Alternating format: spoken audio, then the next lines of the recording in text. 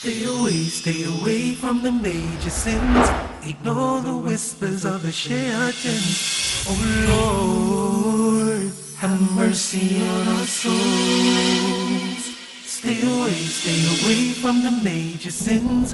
Ignore the whispers of the shayateens. Oh Lord, have mercy on our souls. Oh Lord, have mercy on our souls. Stay away from the major sins. Ignore the whispers. Oh Lord, have mercy on us. Have mercy on us all. Assalamu alaikum wa rahmatullahi wa barakatuh. Brothers and sisters, welcome to a new episode of 26 Ways to Be a Good Muslim Parent. We're exploring many different pieces of advice and examples from the Book of Allah and the Sunnah of the Prophet sallallahu alaihi wasallam with regard to things that relate to parenting, being a good parent, being an effective parent. And today, insha'Allah ta'ala, in this episode, we're going to talk about discipline and overlooking mistakes. If you like, we're going to talk about balanced discipline. How do we discipline our children while maintaining an effective balance, overlooking their mistakes and giving an opportunity for them to make the kind of mistakes that all children make?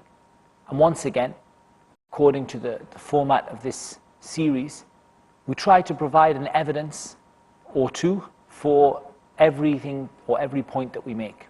So insha'Allah tabaraka wa ta'ala, the evidence for this particular issue, or the hadith that we're going to look at as an example of discipline and finding a balance in discipline, is a hadith in Sahih Muslim from Anas radiyallahu ta'ala anhu wa arda.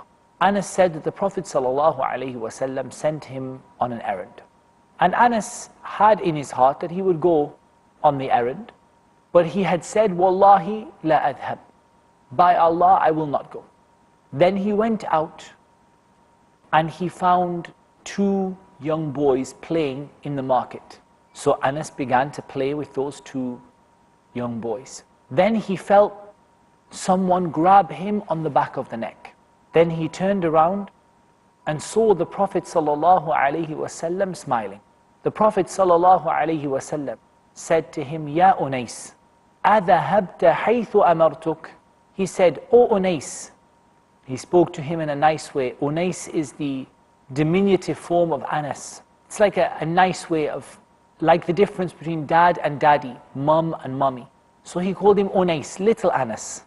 Little Anas, did you go where I told you to go? Little Anas, did you go where I told you to go? Of course, Anas had not gone. He said, Na'am ana adhabu ya Rasulullah. He said, yes, O Messenger of Allah, I'm on my way now. And then Anas radiyallahu anhu said, Wallahi laqad khadamtuhu tis'a sinin. Ma alimtuhu qala li shay'in fa'altuhu lima fa'alta kadha wa kadha. أو لشيء تركته هلا فعلت كذا وكذا أو كما قال. Anas said, by Allah, I served him for 9 years. I do not know that he ever said to anything that I did, why did you do that for? Or that he ever said to something I left, why didn't you do that? How come you haven't done this? Look at the example of the Prophet sallallahu alaihi wasallam. In his own soft and gentle way, he disciplined Anas. But he did so in such a beautiful way that Anas could not remember even a single time when he had a serious rebuke from the Prophet sallallahu alaihi wasallam. Even though many times Anas would not do exactly what the Prophet sallallahu alaihi wasallam had asked for, because he was a young child. He was a young child, and he sometimes would not do what the Prophet sallallahu alaihi wasallam exactly had asked him to do, as young children all do. But the Prophet sallallahu alaihi wasallam was soft and gentle with him.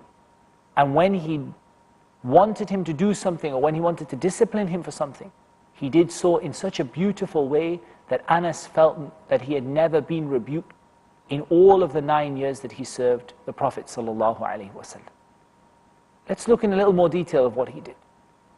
Anas was sent on an errand.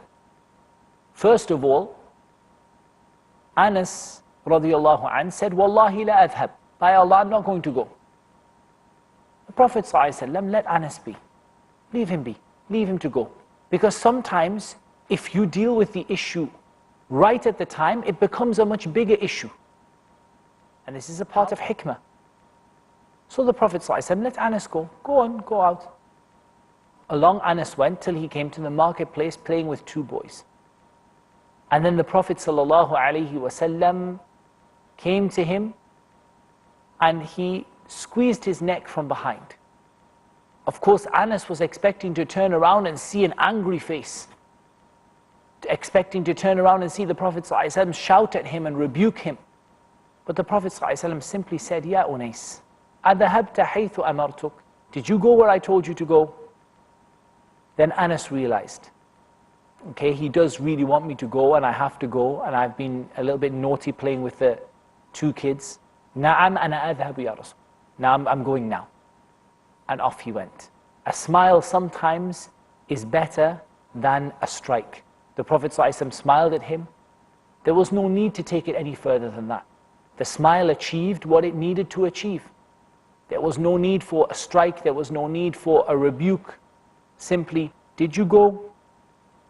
I'm going now. And off Anas went to go and fulfill the errand. And then Anas said, I don't know any example of a time when the Prophet ﷺ said to something I did, why did you do this for? The Prophet ﷺ simply accepted what Anas did. He didn't come down on him for every little problem. And this is really the key to discipline. That sometimes we discipline our children for things that really we would say that they didn't maybe necessarily do all that wrong. They maybe didn't do it exactly as we wanted them to, but perhaps they didn't actually do it all that wrong. And so in these cases, the Prophet ﷺ would leave it. The Prophet ﷺ was concerned when the rights of Allah were trampled upon, when the rights of Allah were broken or were not given as they should be. This is when the Prophet ﷺ would become upset. As for if he asked Anas to bring him something and he brought him the wrong thing, he would not discipline him for this. He would simply ask him to go and bring it. And when Anas didn't do something, he said, I don't recall a single time that the Prophet ﷺ said to me, هَلَّا فَعَلْتَ كَذَا وَكَذَا. Why haven't you done this and this? The Prophet ﷺ's concern in discipline was those things that constituted breaking the laws of Allah. As for those things that were personal to him, he was not a person to make these into a big thing. Likewise, in some of the ahadith it's mentioned, I do not know that the Prophet ﷺ raised his hand to any of his wives or any of his servants or any of his animals. The Prophet ﷺ did not raise his hand, not to a servant, not to a wife, and not to an animal. Salawatullahi wa salamuhu alayhi. When would the Prophet ﷺ become angry? When would the Prophet ﷺ apply discipline? When the rights of Allah, particularly the most serious of sins, were being done, particularly things like shirk. So for example, when the people who were new to Islam in the battle of Hunayn, when they said to the Prophet ﷺ, اجعل لنا ذات أنواط كما لهم ذات أنواط. Make for us a tree for barakah like they have a tree for barakah. The Prophet ﷺ became angry. And after glorifying Allah, he said, Wallahi, by Allah you have said to me, as the people of Musa said to him, اجعل لنا إلها كما لهم آلهة. Make for us a God like they have gods. This made him angry. When the Prophet ﷺ came to find that Aisha had images in the house, radiyallahu anha, a curtain with images of living beings, he became angry such that his face became red, sallallahu alayhi wasallam. So the first thing I want to emphasize here is that your discipline with your children should first and foremost be in those issues that are major issues in the sight of Allah Azza wa Jal. If you ask them to bring you some thing from the shop and they brought the wrong thing, this is not the kind of thing the Prophet ﷺ would discipline. However, if it was the right of Allah, if they missed their prayer, if they committed some sort of major sin, then this is where the discipline would come in, and this is when the Prophet ﷺ would become angry. So we need to implement this example from the Sunnah, and we'll talk more about this insha'Allah ta'ala after the break. Until then, Assalamu alaikum wa rahmatullahi wa barakatuh. Away from the major sins, ignore the whispers of the shaitan. Explore the options. Match the qualities. Assure the success. What happens at school, or more specifically, what happens inside the classroom. Good qualities of classrooms: interactive, challenging, collaborative, distributive focus, student-centered. Let's together examine the quality of education that is provided to our children. To judge this quality precisely, join me on Peace TV.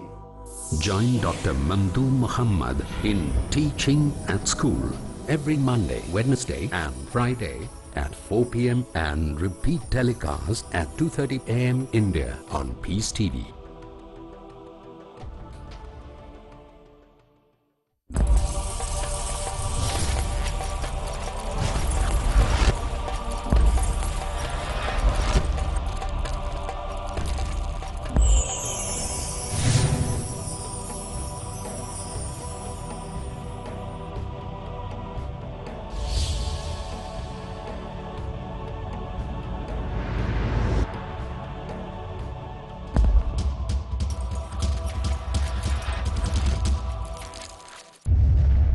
Marriage or divorce? What's Islamic ruling? Nikah.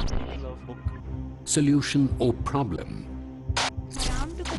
Heaven or hell? There is a misconception. You choose. Beauty, wealth, family status, virtue. Decide what you want. Decide your choice. Be sad or be happy. It's your choice. Join Dr. Zakir Naik in Better Half or Bitter Half, next on Peace TV.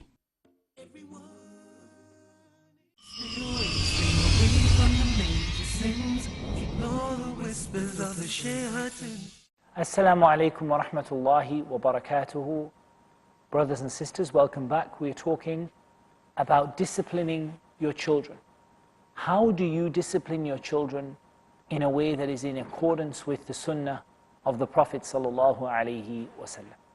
And we began by speaking about the hadith of Anas in Sahih Muslim regarding the story that happened when Anas disobeyed something the Prophet sallallahu alaihi wasallam, an errand, he didn't fulfill it properly or he delayed fulfilling it, and how gentle the Prophet ﷺ was, particularly in things that did not constitute breaking the commands of Allah Azza wa Jal. And that the Prophet ﷺ simply said to him, "Did you go on that errand that I sent you?" And Anas said, "I am going, O Messenger of Allah." And then Anas said, "By Allah, I served him for 9 years. I do not know that he ever said to something that I did, 'Why did you do that?' or to something that I did not do, 'Why didn't you do this or that?'" And we began talking about the difference between the disciplining of the Prophet ﷺ in those things that were serious in the sight of Allah versus those things that were personal needs of his own. We said that when it was a right from the rights of Allah, he would become angry, salawatullahi wa salamuhu alayhi. And this is mentioned in some of the ahadith, that if the rights of Allah Azza wa Jal, the borders or the limits of Allah subhanahu wa ta'ala were crossed, then the Prophet ﷺ would become angry. But as for his own personal issues, or personal wishes, then he would not become angry, and rather he would allow his servants, children, etc. to make mistakes and let those mistakes go. And really this brings us to the topic of hikmah, because hikmah is all about knowing when to use softness and when to use harshness. Some people believe that hikmah is about being soft, but that's not the definition of hikmah. وَمَن يُؤْتَ الْحِكْمَةَ فَقَدْ أُوتِيَ خَيْرًا كَثِيرًا. The one who has been given hikmah has been given a great deal of good.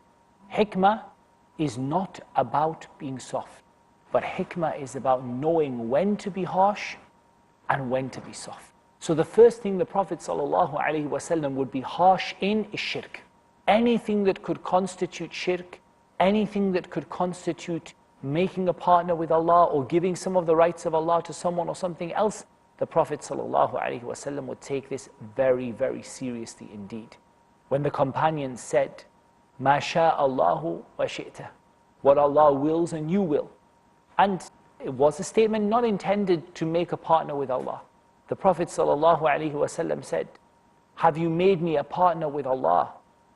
قُلْ مَا شَاءَ اللَّهُ وَحْدَهُ, say what Allah alone wills.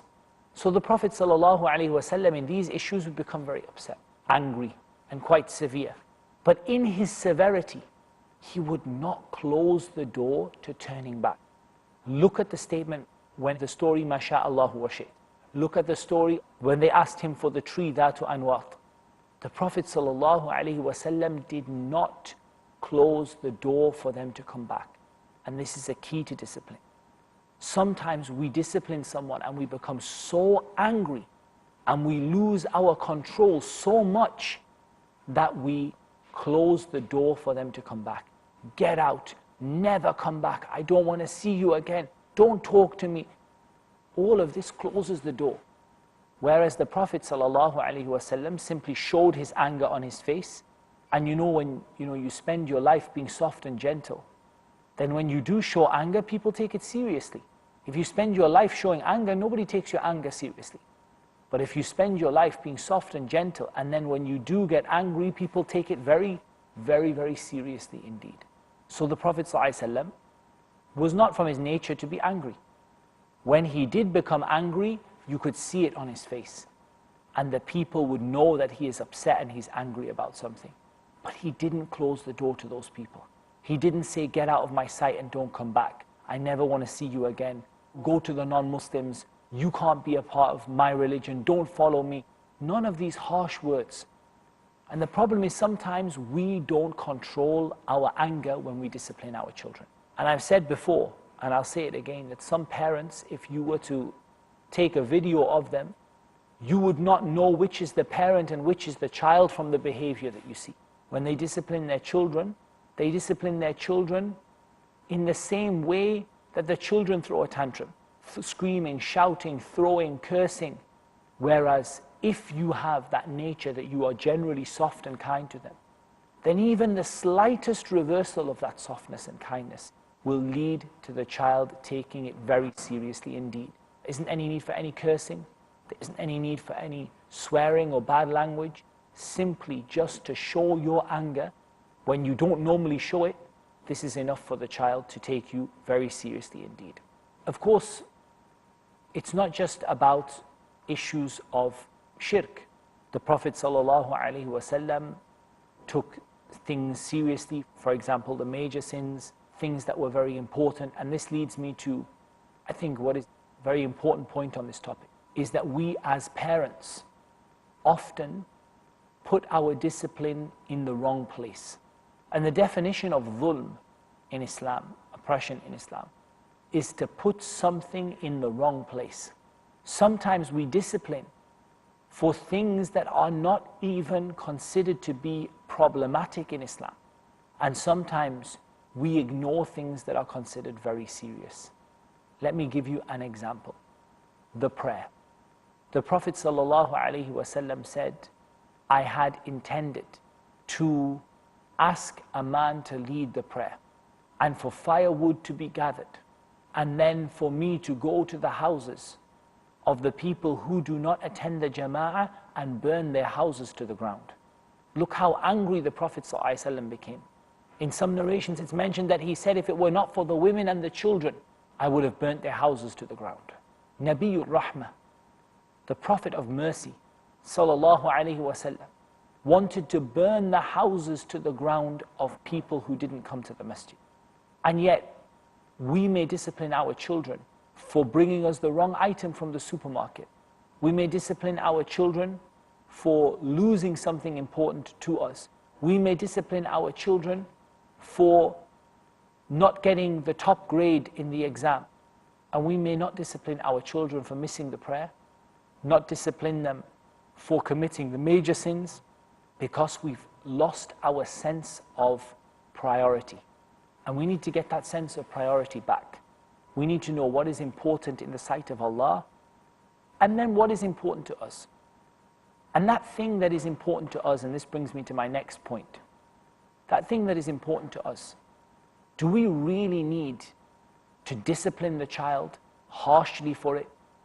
Or is it possible for us to achieve the same result through a milder form of discipline, like that kind the Prophet ﷺ showed to Anas radiallahu anh, when he took him by the neck and then he smiled at him and he said, Ya Unais, did you go to where I told you to go?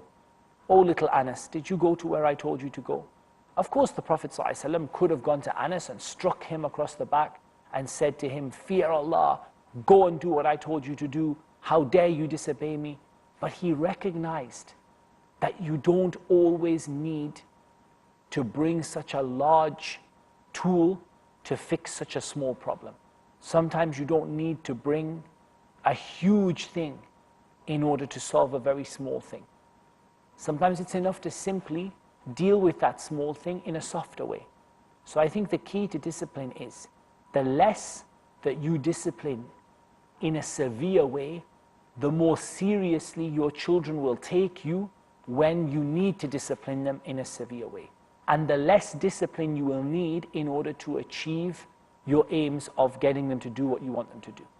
Whereas if you are severe and scream and shout in everything, then your children will not take you seriously when the matter is very, very serious indeed, because for them it's just another thing to be shouted at. And we hear a lot of kids saying about their parents, my mom and dad shout all the time, my mom shouts at me for everything, she never ever lets it off, she never lets it go. You have to make a sensible decision about those things that first of all you can let go. So first of all, ask yourself, can I let this issue go? Can I just drop it? If I can't drop it and I can't let it go, then can I simply say a nice word, a gentle word like the Prophet ﷺ said to Anas, and that will be enough to get the job done. So the children know they've done something wrong, but they also know that, come on, for example, they didn't tidy their room. So you come in and you say, you look at them and you say to them, come on, tidy your room, I told you before. Okay, we'll tidy it. And they go and tidy their room. Is there a need to put it to the top end of the scale? Such as if they miss a prayer, they're grounded for a week. If they don't pick up their crayons, they're grounded for a week. If they bring you the wrong thing from the fridge, they're grounded for a week. This is wrong. You've put everything on the same level. Rather, you should know your priorities. You should know the sins that are worse than others. You should know what is serious in the sight of Allah and could ruin their akhirah, and take this very seriously indeed. And even when you take it seriously, you should be very, very careful not to close the door to your child coming back. Because first of all, you will encourage your children to lie, as we said, because they know that you're going to go so far off the handle that there's no hope of them getting any redemption. And so basically your children will just lie to you. Or it will reach the stage where you will break the bond between you and them. When the Prophet ﷺ became extremely angry, he didn't say to Aisha, I divorce you, how dare you put an image in the house. Rather, he showed his anger enough for Aisha to realize she had done so accidentally. She didn't realize that it wasn't allowed. And then she took the curtains down, and the Prophet ﷺ came in and she made cushions out of them and they sat on them. Subhanallah.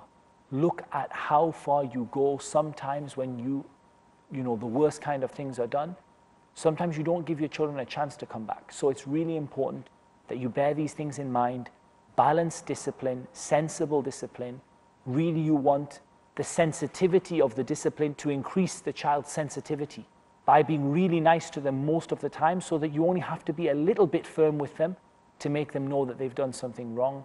And if they do something really serious, you must offer them a way back, a way to change, and a way to get back in your good books, because if you don't, you'll break the bond between you and them.